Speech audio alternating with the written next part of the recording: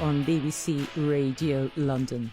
Now, have you created a New Year's resolution for 2024? Perhaps it's to save more or leave the 9-to-5 office life. It may seem like a far reach from reality, but one digital nomad disagrees.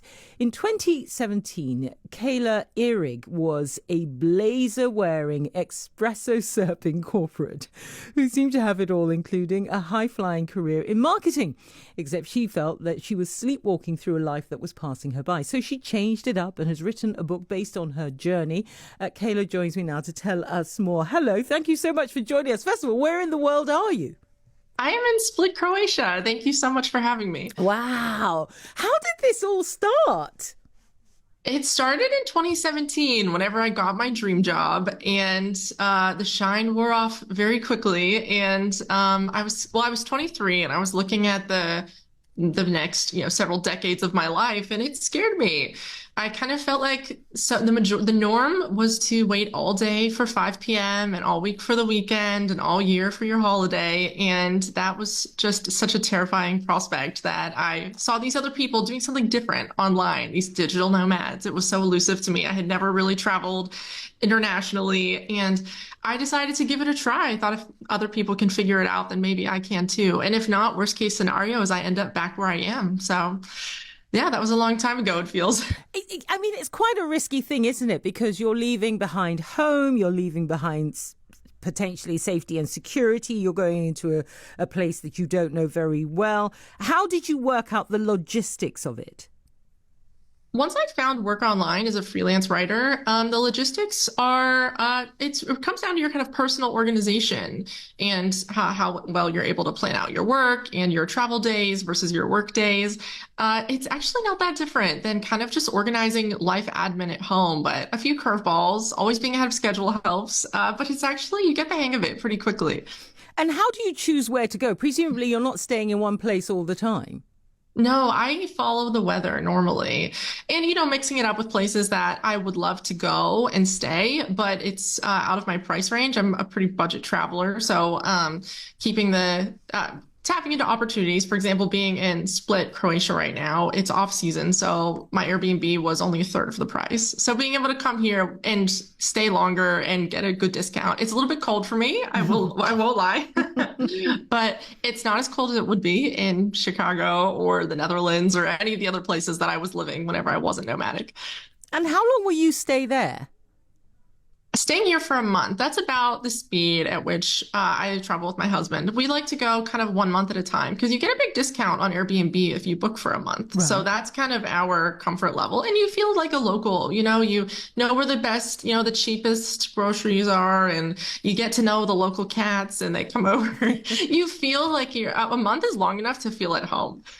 And what are the perils of doing this, of living this lifestyle?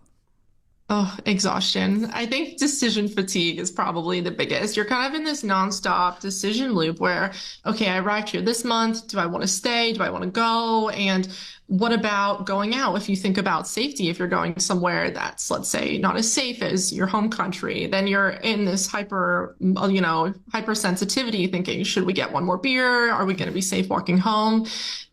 Is this person talking to me to be friendly, or are they talking to me to distract me while their friend steals my phone out of my pocket?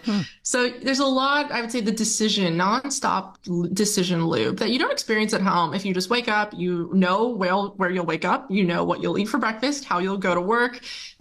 You don't make that many decisions in a normal day compared to being somewhere foreign. So it's exhausting. You have to enjoy that aspect of it, or I don't think you will last very long. I mean, 6 years in, where have you loved the most? Oh, that's hard. I loved Guatemala. That was one of my favorite countries. And I also had a home base for part of that. So I was working online and I was abroad, but I had a home base. So I was kind of a mix between being a full-time nomad and an expat. And I got to experience local life on a level in the Netherlands that I would have never otherwise gotten to see. So kind of exercising the different sides of the spectrum, You mentioned your husband. Is it the kind of lifestyle for a single person as well, or do you think there is safety in numbers? I think that it absolutely works for single people as well. I've met, and on a personal level, I've met many people. And in my book as well, I wrote a book about this and I researched and I interviewed a lot of people who were doing this single with pets, with families, the children in tow. It can work for, I would say, almost anybody. I'm not saying everyone should try it. If you don't like to travel, if you feel exhausted going on holiday, it is really not for you. But if you look out the window in your office and you see the planes going by and think, oh, I want to be on one, then it could very well be for you. Are you a light traveler? Oh yeah. Yep. I actually only have two backpacks of things, kind of to my name. I have a box, maybe two boxes in storage, but I don't have any because my husband and I don't have an apartment or a home or anything. So we only have two backpacks each, and that's all my stuff. I mean, sorry, my heart just sank at that. I was just thinking I'm going on holidays and I would hate to. Two backpacks, this is just for a few days. It wouldn't contain everything that I own. Do you ever miss having more? Sometimes, like whenever it gets cold or whenever you find yourself buying something that you used to have. For example, I got rid of a few months ago, my husband and I came back from being somewhere really tropical, and all of a sudden we were in autumn again, and it was so cold, I had to go out and buy boots. And I thought, I don't want to buy boots. You kind of acquire and get shed things as you need to. And sometimes it's like clunky and it's only meant to be temporary, like coming to an Airbnb that doesn't have an electric kettle to make coffee in the morning. And then we'll go to a secondhand store and buy one for a couple euros so that we can, have our coffee. And then we just leave it behind. So items kind of drift in and out of our lives in a different way than if we had a home with, storage. But technology must be very, very crucial. Otherwise, you wouldn't be able to do your work. It is, but it's actually not recent technology that's even made this lifestyle possible. I found who I believe is the first digital nomad, and he was doing this. His name's Stephen Roberts. He was doing this in 1983 before there was even Wi-Fi. So while the technology is so important, it's kind of funny how the tools they've gotten more advanced, but you can do this with very basic, fundamental elements. Would you recommend this life? And when do you think you might stop, if at all? I will probably stop. I'm sure I'll want an herb garden and, I sometimes dream. I have a Pinterest board like everyone of like furniture ideas to decorate a home. And I'll stop at some point just whenever I tire of it. To me, there's kind of no need to, I'm not trying to see every country in the world. I'm not trying to do anything. I'm enjoying it. And, I'm sorry, I forget the first question that you asked. Well, I mean, essentially, I was saying when would you finish, if at all? But I mean, if you're enjoying it, then you're enjoying it, and it sounds like you love that notion of being not rootless, but being able to go around the world. Have you made lots of friends in the process? Oh, yeah. I think sometimes I'm the only person that people know maybe who lives this way. So they think it's really weird. And they'll say, do you know anyone else? But to me, it's like all my friends do this.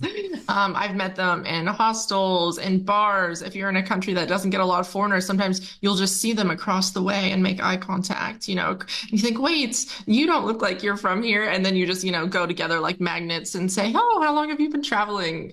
It's amazing the kind of the social fabric of long-term travelers. There's so many people doing this. People have been doing it for a lot longer than I have. And people who are joining every year in 2024, a lot of people are going to do this. Really? And I hope to bump into them. And I even say in my book, I describe what I look like. And I say, please come say hi. If we bump into each other, I want a beer or a cup of coffee with you. And I want to hear all about your plans. Well, it sounds like digital nomads are a friendly bunch. I think so. I mean, we're pretty isolated in a way, because I don't have family here. I don't have colleagues here. I look around. I mean, I have my husband, which is more than solo travelers have. And I started out as a digital nomad traveling solo. So I know what that experience is like.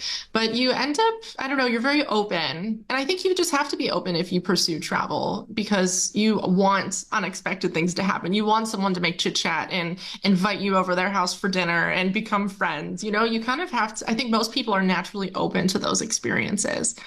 Well, it sounds amazing. Congratulations on the forthcoming book. You must be excited. Oh, thank you. I'm so excited. It's surreal. Well, listen, thanks for joining us and enjoy Croatia. So let me give people the details of the book, How to Be a Digital Nomad, build a successful career whilst traveling the world. It comes out on the 3rd of January 2024. I was speaking there to Kayla Ihrig, which is spelled Ihrig. Could you do it? 2-pack backpacks, that's all? Could you do it? Sanya's going, yeah. No, girl, I've seen your makeup bag.